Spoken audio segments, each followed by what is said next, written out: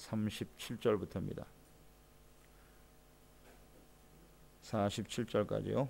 37절, 47절. 사도행전 2장 같이 읽습니다. 저희가 이 말을 듣고 마음에 찔려 베드로와 다른 사도들에게 물어 가로되 형제들아 우리가 어찌할꼬 하거늘 베드로가 가로되 너희가 회개하여 각각 예수 그리스도의 이름으로 세례를 받고 죄사함을 얻으라. 그리하면 성령을 선물로 받으리니 이 약속은 너희와 너희 자녀와 모든 먼데 사람 곧 주 우리 하나님이 얼마든지 부르시는 자들에게 하신 것이라 하고 또 여러 말로 확증하여 권하여 가로되 너희가 이 패역한 세대에서 구원을 받으라 하니 그 말을 받는 사람들은 세례를 받음에 이날에 제자의 수가 3,000이나 더하더라. 저희가 사도의 가르침을 받아 서로 교제하며 떡을 떼며 기도하기를 저녁 힘쓰니라. 사람마다 두려워하는데 사도들로 인하여 기사와 표적이 많이 나타나니 믿는 사람이 다 함께 있어 모든 물건을 서로 통용하고 또 재산과 소유를 팔아 각 사람의 필요를 따라 나눠주고 날마다 마음을 같이하여 성전에 모이기를 힘쓰고 집에서 떡을 떼며 기쁨과 순전한 마음으로 음식을 먹고 하나님을 찬미하며 또 온 백성에게 칭송을 받으니 주께서 구원받는 사람을 날마다 더하게 하시니라. 아멘. 참된 교회 공동체. 사도들에게 하나님께서 약속하신 성령의 충만함이 임하게 되었습니다. 성령이 임하자 성령 받은 베드로가 주님께서 말씀하신 대로 예수 그리스도의 증인된 사명을 다하고 있습니다. 우리에게 성령이 임하는 것은 우리를 증인되기 위함이다.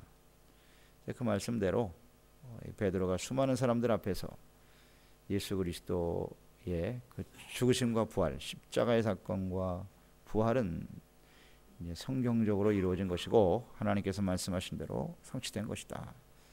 성령이 임하는 사건 역시 요엘 선지자를 통해서 주셨던 하나님의 말씀의 성취다.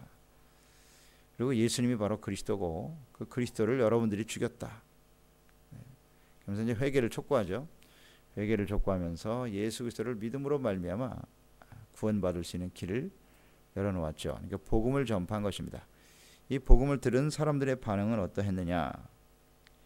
저 오늘 그 반응이 나와 있습니다.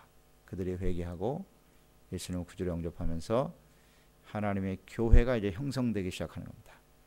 제자의 수가 3,000이나 더하더라 그랬으니까 이제 하나님의 교회가 세워지고 복음이 확산되는 이런 역사들을 볼 수가 있습니다.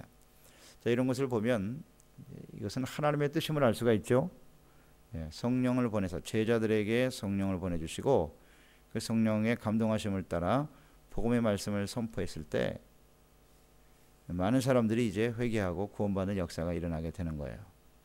그래서 뭐 하나님의 계획이고 이 모든 일을 행하시는 분이 하나님이시고 또 중요한 것은 이제 성령님께서 이 모든 일을 주관하고 역사하신다는 사실. 성령의 충만함과 인도하심을 받는 것이 매우 중요하다. 그것을 우리는 알게 됩니다. 자, 이 복음을 들었던 사람들이 회개하는 역사가 일어났죠. 그 그리스도를 너희가 죽였다. 우리는 그의 증인이 아니겠느냐. 분명히 선포했을 때 그들이 마음에 찔림을 받았다 그랬어요. 마음에 찔려 우리가 어찌할꼬. 그렇습니다. 우리가 구원받는 방법은 회개와 믿음이라 그랬어요. 회개하지 않는 사람은 구원받지 못합니다. 하나님의 말씀을 듣고 끊임없이 찔려야 돼요. 찔림의 말씀, 자기의 잘못을 회개하고 돌이키는 이것이 필요하죠. 그러니까 이들이 찔렸다 그랬어요. 그리고 회개했어요. 베드로가 분명히 가르쳐주죠. 어떻게 해야 되느냐? 먼저 회개하고 예수 그리스도의 이름으로 세례를 받고 죄사함을 받고 그러면 성령을 선물로 받는다. 그렇습니다. 먼저 말씀을 듣는 게 우선입니다. 말씀을 들어야 돼. 일단 들어서 거기서 찔림을 받아야 돼. 내 잘못된 부분이 뭔가를 알고 그것을 진실한 마음으로 회개하면 이제 세례를 받게 되죠. 회개했다라고 하는 것은 뭐냐면 지금까지 살아온 자신의 삶이 잘못되었음을 시인하는 거죠. 인정하고 세례를 받는다고 하는 것은 예수 그리스도 안에서 새로운 삶을 살겠다는 겁니다. 선포죠. 이제 나의 모든 삶은 물속에 장사지낸 바 되고 그리스도와 함께 새로운 인생을 살겠나이다. 그게 회개의 결과입니다. 진정으로 회개한 사람이 세례를 받고 침례를 받는 거예요. 그리고 더 나가서 죄사함을 받게 되는 거예요. 회개하면 죄의 용서함을 받습니다. 그리고 그런 사람들에게 성령을 선물로 받게 되는 거죠. 이게 회개의 결과입니다. 침례 받고 죄사함 받고 용서받아서 성령을 선물로 받는, 이것이 회개의 결과예요. 그러니까 우리는 진정 회개한 사람입니까? 회개한 사람인가요? 죄사함을 받았다라고 하는 것은 무엇을 의미하는 것입니까, 여러분? 죄사함 받았다. 이제 다시는 죄에 대해서 더 이상 우리가 미련을 갖지 않는 거예요. 죄사함 받으면 이제는 그 죄에 대해서 우리가 분명한 태도를 보여야 돼요. 죄를 미워하게 돼 있어요.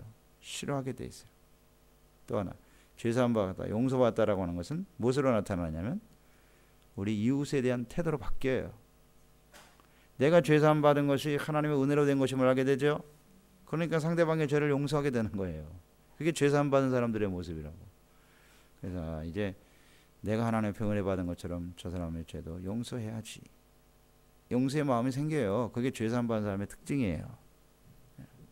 그런 사람들에게 이제 하나님께서 성령을 선물로 부어주시는 거죠.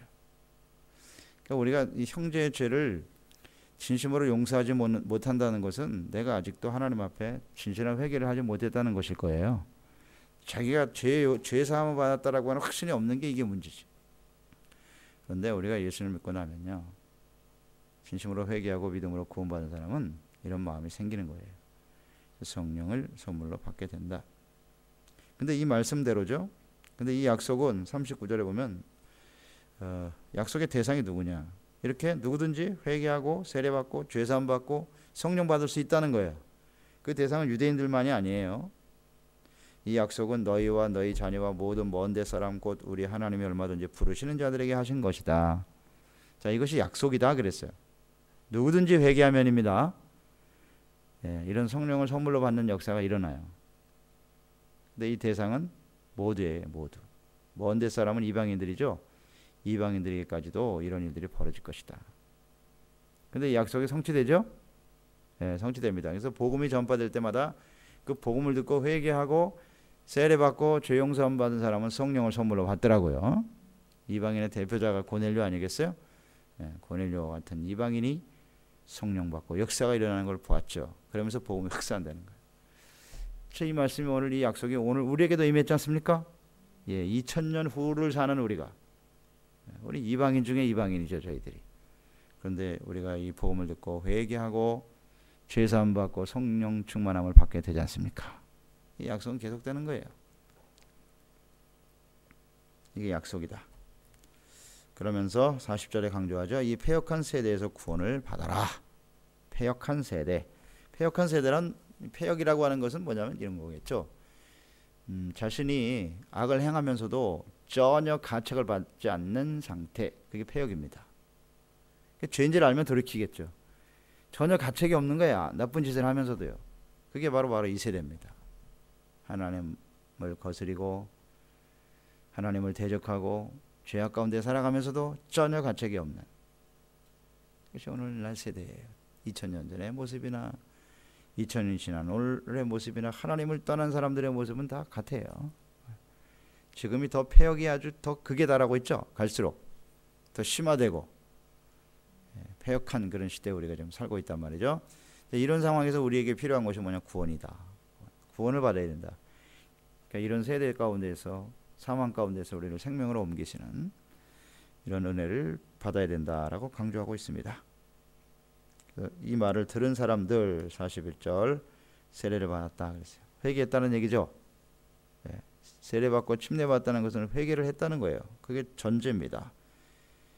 받음에 이날에 제자의 수가 3000이나 더하더라. 성령의 역사가 일어났다는 얘기입니다. 성령 충만하고 하나님의 역사가 일어나니까 그 사람들이 제자가 됐어요. 성령 받으니까. 자, 이 말씀을 다시 한번 저는 이렇게 묵상하면서 38절의 말씀이 대단히 중요하다 하는 것을 생각해 봅니다. 38절 진심으로 회개하고 세례받으면 용서함 받으면서 성령의 역사가 일어납니다. 예수님이 그러셨거든요. 침례 받으시고 올라오실 때 하늘문이 열리면서 성령의 비둘기같이 임했다. 성령을 선물로 받게 됩니다. 이 부분을 우리가 잘 생각을 해야 돼요. 이것을 그냥 문자 그대로만 받아들일 것이냐. 그래서 그렇게 말하기도 하죠. 우리가 침례 받으면 성령 받은 거다. 그렇게 말하거든요. 이 말씀이 침례 받으면 성령을 선물로 받는 것이기 때문에 우리가 침례 받은 사람은 이미 성령을 받은 것이다 라고 말합니다. 그게 틀린 말은 아니에요. 근데 문제는 그게 진정한 회개냐 하는 겁니다. 이게 문제라고요. 진정으로 회개하지를 못하는 거예요. 회개하지 않은 사람이 그냥 세례받고 나는 뭐 회개했다, 죄사함 받았다, 성령도 받았다. No, 그렇지 않습니다. 삶의 변화로 나타내야 돼요. 자 보세요. 이제 이렇게 세례받고 이런 성령을 선물로 받았을 때 어떤 현상이 일어나는 걸 보시라고요. 이걸 우리가 잘 묵상을 해야 돼요. 자, 어떤 일을 했습니까? 제자가 됐다는 얘기가 굉장히 중요해요. 3,000명의 제자가 됐다. 그냥 단순한 숫자가 아닙니다. 이렇게 회개하고 성령을 선물로 받은 사람이 제자가 되는 거예요. 제자는 뭐예요? 예수님을 따르는 사람들이죠. 예수님을 따르겠다는 거예요. 예수님을 닮아가기를 소망하고 예수님과 함께 십자가를 지는 사람들이고 이제는 예수 그리스도를 증거하는 사람들이 바로 제자라고요. 자, 그 제자들의 모습은 어떤 것일까요? 42절에 나와 있죠. 사도의 가르침을 받아. 자, 가르침을 받았다. 그 다음에 서로 교제했다. 떡을 뗐다. 기도하기를 전혀 힘썼다. 이 전혀 힘썼다라고 하는 건 뭐라 그랬죠? 지속적으로 계속했다는 겁니다. 예, 계속했다는 거예요. 한 번 하다가 끝나는 게 아니라 지속적으로 계속하게 되더라. 이 네 가지 가르침을 받는 거. 우리가 성령으로 거듭나면요, 우리의 심령이 갈급해지죠. 그래서 하나님의 말씀에 대해서 굉장한 집착을 갖게 되는 거예요. 이게 진짜 거듭나고 성령을 선물로 받은 사람들의 특징이에요. 그래서 주님의 말씀을 너무너무 소중하게 여기서 하나님의 말씀을 가까이 하게 돼요. 배우는 것이 그렇게 좋을 수가 없어요. 하나님의 말씀을 가르침. 항상 은혜 받은 성도, 제자는 배우기에 힘쓰는 사람입니다. 자, 여기 적용을 시키세요. 가르침이니까 배우는 거잖아요. 배우는 게 제자잖아요. 그러니까 배우는 것을 어떻게 했다? 전혀 힘썼다. 계속했다는 겁니다. 계속. 그게 바로 제자예요. 성령의 인도하심 받는 사람 모습이에요. 그 다음에 교제했다 그랬잖아요. 서로 교제. 옛날에는 뭐 자기 중심으로 살았잖아요. 나 혼자 다 개인주의지 뭐. 사람들하고 교제해도 다 자기 중심. 나에게 이익이 되면 받아들이고 이익이 안 되면 내쳐버리고. 이게 교제잖아요. 그런데 성령으로 거듭나게 되면, 진짜 제자가 되면요, 진실한 마음으로 교제를 하게 되는 거예요. 교제를 계속 힘쓰는 거예요. 계속. 그것이 어떻게 지속될 수 있어요? 주님 안에서 하기 때문이죠. 이런 교제가 계속되고 있는가를 생각해 보세요. 교제가 왜 자꾸 단절되죠? 사귀다가 또 그냥 틀어지고, 이 사람 안 되면 다른 사람으로 또 하다가 또 안 되면 틀어져 버리고, 이 교제가 지속적이지 못하단 말이에요. 그 이유가 뭐냐는 거죠. 성령을 선물로 받고 성령 충만하지 않으면요, 이런 진실한 교제의 삶을 살아가기가 어렵습니다. 다 자기 중심으로 생각하기 때문에 안 되는 거죠. 그건 거듭난 성령의 인도하심을 받는 사람들의 모습이 아니란 말이죠. 떡을 뗐다. 떡을 뗐다라고 하는 건 성찬의 의미도 있고요, 애찬의 의미도 있어요. 함께 식사를 나누고 또 함께 떡을 떼면서 예수 그리스도의 죽으심과 이런 것들을 서로 생각하면서 교제하는 거죠. 예수님 안에서의 이런 삶이 계속되었다. 그리고 기도하기를 힘썼다. 기도하게 되는 거예요. 그때부터. 그러니까 하나님의 은혜를 받으면 그때부터 기도가 시작돼요. 네, 기도가 시작되는 겁니다. 그래서 이제는 성령의 충만함을 계속 받아야 되기 때문에 지속적으로 기도의 생활이 끊기지 않게 되는 거예요. 이 말씀대로 됩니다. 말씀대로 돼요. 저도 뭐 이 말씀대로 은혜를 받은 사람이고요. 은혜 받고 침례 받고 성령 받으니까요, 그때부터 기도가 계속되더라고요. 제가 처음 성령으로 거듭난 그 순간부터 지금까지 한 번도 기도를 쉰 적이 없으니까. 계속 기도하게 되는 거 그 성령이 하시는 거지. 그렇게 되는 게 정상입니다. 그게 정상이에요. 성령으로 거듭난 사람들은 기도 안 할 수가 없어요. 하나님을 사모하게 되기 때문에. 또 이것이에요. 이 41절이 굉장히 중요하거든요. 42절. 그러니까 이런 모습으로 변화되어지는 거죠. 그래서 이제 사람마다 두려워하기 시작하고 사도들을 통해서 기사와 표적이 많이 나타나더라. 기사와 표적이 이제는 사도를 통해서 일어났다. 복음이 확산돼야 되니까. 이것은 이미 예수님께서 말씀하신 내용이죠. 요한복음 14장 21절에 너희들이 나보다 더 큰 일도 많이 할 거야. 내가 아버지께로 감으로 인해서 성령이 오시면 그랬거든. 이 사도들을 통해서 기적이 많이 일어났어요. 왜 기적이 일어나야 돼요? 복음이 전파되어져야 하니까. 그래서 믿는 사람들이 44절 함께 물건을 서로 통용했다 그랬어요. 물건을 같이 나누고 같이 썼어요. 그 다음에 재산의 소유를 팔아서 각 사람의 필요를 나눠줬다. 구제하고 나눔이 실천되네요. 이것이 바로 성령을 선물로 받은 거듭난 사람들의 모습이에요.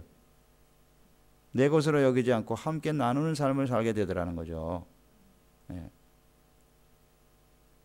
근데 이것이 굉장히 중요한데 이것은 자원하는 심령이 되는 거예요. 자원은 이게 누가 시켜서 하는 게 아니고 이건 율법도 아니에요. 그냥 은혜 받고 나니까 이 모든 것이 하나님의 것이라는 걸 깨닫게 되는 거지. 옛날에는 이게 다 내가 고생해서 내 힘으로 이게 다 얻은 것이라고 내 거라고 생각했는데 이처럼 성령을 선물로 받고 거듭난 사람들은요. 진정한 회개를 한 사람이죠. 그러니까 이게 이제 내 게 아니구나. 하나님의 것이고 나에게 맡겨주신 것이로구나. 그래서 필요한 사람들이 눈에 보이는 거예요. 그래서 같이 나누게 되는 거지. 나누어 주는 삶을 실천하게 되더라. 자, 이것이 진정한 교회 공동체, 참된 성도의 모습이다 하는 것을 우리는 생각합니다. 그 다음에 날마다 마음을 같이하여 성전에 모이기를 힘쓰고, 그렇습니다. 성전을 사모하게 돼 있어요. 교회 나오세요, 나오세요. 제가 여러 번 말씀드리지만 나오세요, 나오세요는 건 말이 안 되는 소리예요. 주님 앞에 은혜 받은 사람은요, 하나님의 성전을 사모하게 돼 있어요. 예배드리고 주님 앞에 모이는 것을 힘쓰게 돼 있다고 그거 누가 시키는 게 아니에요. 강요해서 예배드리는 게 그게 무슨 예배예요. 사실은요. 그 사람은 겁나지 못한 사람이죠. 진정의 회개가 이루어지지 않아요. 38절의 말씀이 성취된 사람은 이렇게 된다는 거죠. 아멘. 누구에 의해서? 성령에 의해서 그렇게 되는 거예요. 그게 신앙생활이에요. 그게 진짜 예수 믿는 거라고요. 그러니까 이런 모습이 없다면 내가 하나님 앞에 진실한 회개를 할 수 있도록 하나님 앞에 부르짖어야 돼요. 부르짖어야 돼요. 정말 성령이 역사해 주시도록. 저는 생각합니다. 이런 모든 삶이 이루어진다라고 하는 게 회개에 따라 있는데 지금 이 복음의 말씀을 들었던 사람들도 이렇게 회개할 수 있도록 성령님께서 지금 역사하고 계시다는 거예요. 지금 이 복음의 말씀을 듣기 전까지 이 사람들은 어떤 사람들이었어요? 예수님을 십자가에 못 박은 것을 정당하다고 생각했던 사람들이라고요. 우리가 잘한 짓이라고 생각했다고요. 이단의 괴수를 우리가 물리친 거다. 그런 사람들이었다고. 근데 이 복음의 말씀을 듣고 그들이 이렇게 회개하는 마음이 생겼다는 건 성령이 역사하신 거예요. 그러니까 120명이 마가다락방에 모여서 하나님 앞에 기도할 때 성령이 임했는데 그 성령의 역사가 120명에만 임한 게 아니라 오늘 이 복음의 말씀을 듣고 있는 사람들에게도 역사하고 계시다는 거지. 아멘. 그 회개가 성령이 아니면 안 돼요. 안 되더라고요. 그게 쉽게 회개가 됩니까? 그게 어디. 그러니까 이런 성령의 역사가 계속 나타날 수 있도록 그러니까 어떤 사람들을 통해서 이 성령의 역사가 일어나는 거예요. 성령 충만함 받은 사람들을 통해서 그들이 복음의 말씀을 전파할 때 역사가 일어나더라. 그래서 우리는 이 성령의 역사하셔서 진정한 회개가 일어나고 성령을 선물로 받아 거듭난 진정한 제자와 성도들이 될 수 있도록 우리는 기도해야 되는 거예요. 그 기도를 계속해야 돼요. 우리는 할 수 없어요. 우리는 못하니까. 사람의 마음을 변화시킬 수는 없어요. 우리가 절대로요. 성령님이 역사를 하셔야 돼. 그럴 때 이런 모습으로 바뀌죠. 그래서 성전에 모여서 마음을 같이 한다는 것도 중요하고요. 마음이 하나가 돼. 어떤 마음으로 하나가 되겠어요? 그 은혜로 하나가 되는 것이고 다 똑같이 은혜를 받아버렸으니까 은혜로 하나가 되고 또 우리가 받은 은혜를 어떻게 하면 다른 사람들과 함께 나눌 것이냐 하는 것에 마음이 모아지는 거예요. 주님의 사랑과 은혜로 하나 되고 이 사명으로 하나가 되는 거지. 우리가 해야 될 일이 무엇인가가 똑같아지는 거예요. 그러니까 모이기 힘쓰는 거예요. 그리고 떡을 떼며 그랬어요. 역시 교제죠. 기쁨과 순전한 마음으로 음식을 먹고, 그 교제가 어떤 마음이냐면 기쁨과 순전한 마음이에요. 그러니까 교회 안에서 우리 성도들의 그 모임과 교제에는 기쁨이 있어야 돼요. 그리고 그 마음이 순전하다. 순수한 마음으로 교제하는 거예요. 이전에는 나의 유익을 위해서 교제했잖아요. 나에게 유익이 없거나 자신의 기쁨을 위해서 어떤 교제가 이루어졌는데, 그렇지 않죠. 마음이 순전해지는 거예요. 오직 주님을 사랑함으로 우리가 같이 예수 믿고 구원받은 사람이 되었다는 것 그 자체가 소중하게 느껴지는 거지. 그러면서 어떤 이해관계가 아닌 진실한 교제와 나눔이 이루어지게 되는 것입니다. 이것이 진정 회개하고 거듭난 사람들의 모습 아니에요? 그리고 47절에 하나님을 찬미하게 된다. 하나님을 찬양하는 거예요. 모일 때마다 찬양하는 일에 힘쓰게 되고요. 그러니 어떤 결과가 나타나요? 온 백성에게 칭송을 받게 되더라. 오늘날 모든 성도들의 교회가 세상 사람들로부터 손가락질을 당하고 비난을 당하고, 물론 핍박은 있어요. 핍박은 있게 마련이지만 이렇게 비난당하고 무시당하고 이래가지고는 안 되거든요. 이유가 뭐예요? 바로 이 2장 38절의 이 말씀이 온전히 이루어지지 않기 때문인 거예요. 진정한 회개가 없다는 얘기라. 회개가 없다. 이게 핵심이라고 봅니다. 진짜 회개한 사람은 그렇게 살 수가 없거든요. 그게 잘못된 삶이라는 걸 알기 때문에 진정한 회개가 일어나고 성령의 역사가 일어나야 되는 거지. 그래서 저는 오늘 이 말씀 묵상하면서 이거 2장 38절 말씀이 매우 중요한 말씀이구나. 이 말씀이 신약의 지금 시작이거든요. 이게 시작 아닙니까? 성령 임하면서 성령 시대가 시작되는데 이 가장 중요한 요소가 바로 2장 38절이구나. 이게 제대로 이행되지 않기 때문에 오늘날 교회와 성도들이 가짜가 많구나 하는 생각을 하게 되는 거예요. 역사가 일어나질 않는 거예요. 당연히 교회 성도들이 사람들한테 칭송을 받아야지. 저 사람 참 예수 믿더니 사람 달라졌다. 말하는 거나 행동이나 참 다르네. 우리가 따를 만하다. 교회 공동체가 이렇게 기쁨과 순전한 교제가 이루어지고 서로 나누면서 어려운 사람 도와주고 정말 헌신하려고 하는 마음을 가지니 어찌 칭찬을 안 뵙겠습니까, 여러분? 마음이 순전하잖아요. 그런데 점점 그냥 교회와 성도들이 세속화되어져 가고 세상 사람들보다 더 못하고 이러니까 안 되는 거예요. 그건 진정한 회개하는 사람이 아니다. 회개한 사람이 아니다. 자, 그 다음에 이제 결과가 뭐예요? 주께서 구원받는 사람을 날마다 더하게 하시니라. 이게 중요하거든요. 우리가 늘 묵상되는 말씀인데 주께서가 중요한 거예요. 구원받는 수를 더해 주시는 분이 누구라고요? 주께서 더하시는 거예요. 주께서 더해 주시는 거예요. 이런 참된 교회 공동체가 이루어질 때 주께서 사람들을 보내주신다는 뜻이에요. 아멘. 그러니까 이 참된 교회 공동체, 오늘 여기 사도행전 2장 42절 이하에 나와 있는 이러한 참된 거듭난 성도들의 교제와 그런 공동체가 이루어질 때 하나님께서 그 영혼들을 믿고 맡길 수 있는 거예요. 그런 뜻이죠. 온전하지 못한 공동체에 사람을 보냈다가는 들어갔다 거기서 시험 받아갖고 넘어지네. 교회에서 상처받은 사람은요, 다시 교회로 들어오기가 어렵습니다. 마음에 부정적인 생각이 꽉 들어가 버리기 때문에 그 다음부터 복음에 대해서 막혀버려요. 정말 심각한 문제입니다, 이게요. 그렇기 때문에 오늘 2장 38절 이하에 오늘 이 본문 말씀을요, 우리 마음속 깊이 새기고 내가 정말 회개한 사람이냐, 성령의 인도하심을 받아 살아가는 사람인가를 좀 잘 묵상해 보면서 이런 공동체를 만들어 갈 수 있도록, 이것이 정말 초대교회, 교회의 모델이에요. 모델. 교회는 이와 같은 것이어야 돼요. 그래야 돼요. 예수님이 머리고 우리가 부름받은 지체들인데 교회 안에 있는 구성원들은 어떤 사람들이냐 하는 겁니다. 이게 아주 굉장히 중요한, 이런 교회가 되도록 힘써야 돼요. 성령이 역사하셔야죠. 방법이 있나요? 그래서 그걸 위해서 우리는 끊임없이 기도하는 것입니다. 아멘. 2장 38절 마음속 깊이 새기세요. 진짜 회개한 사람이냐 내가. 회개하려면 어떻게 해야 돼요? 자꾸 말씀을 듣고 찔려야 돼요. 그게 핵심입니다. 저는 그렇게 봅니다. 우리는 하나님의 말씀을 듣고 찔리지 않으면요, 진정한 회개를 할 수 없는 사람들이에요. 그래서 요즘 교회가 그냥 귀에 듣기 좋은 말만 계속 하는데요. 저는 그게 성경적이지 않다고 봅니다. 물론 듣기 싫을 수 있겠지. 하나님 교회 나와서 자꾸 말씀드릴 때마다 찔리는 소리 하고 말이지. 여러분, 찔림을 받는 게 정상입니다. 그게 진정한 회개에 이르는 길이기 때문이에요. 찔림을 받지 않는데 어떻게 회개를 해요? 그래서 오늘 이 교회에 가장 심각한 문제가 여기 있다고 봅니다. 저는. 말씀을 전하는 주의 종들도 찔리는 소리는 다 빼버리고 그냥 듣기 좋은 소리만 하는 거, 그건 참된 목자가 아니라 봅니다. 회개해야 죄사함 받고 그 다음에 성령을 선물로 받는다는 사실을 잊지 마세요. 예, 성령이 아무에게나 임하는 게 아니에요. 회개한 사람에게 임하는 겁니다. 그래서 우리가 천국 가는 그날까지 계속 성령 충만해야 되니까 계속 찔려야 돼요.